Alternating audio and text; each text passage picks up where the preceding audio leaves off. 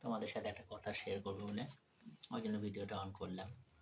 ফেসবুকেও এবং রিলস ভিডিওতে ইউটিউবের সব বন্ধুদেরও বলছি শেয়ার করবো বলে ওই জন্য ভিডিওটা অন করলাম। খেয়ে নিই একটু। আমার হচ্ছে কথা হলো, আমরা সকালবেলা কাজে বেরোই, সারাদিন থাকি বাইরে, সেই রাত্রে আবার 12টায় ঢুকি। সারাদিন প্রচুর পরিশ্রম করি, পরিশ্রম করতে ভালোও লাগে। কেন তার চেয়ে বড় কারণ হলো পেছনে নিজের বাড়ি ঘর নেই।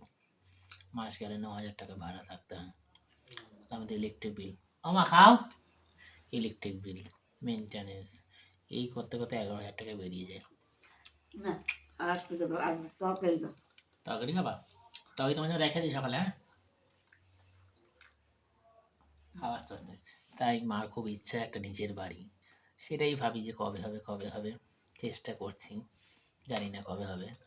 তোমরাই বলো, আমার কি বাড়ি হবে না? আমার কি স্বপ্ন পূরণ হবে না?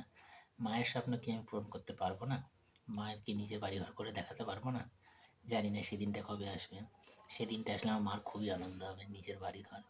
জানি না, এখন তো ভাড়া বাড়িতে আছি, কবে যে নিজের বাড়িতে হবে কে জানে। বন্ধুরা, তোমরা যদি পাশে থাকো, তোমরা যদি সাপোর্ট করো, তাহলে হয়তো অবশ্যই হবে। জানি না কবে হবে।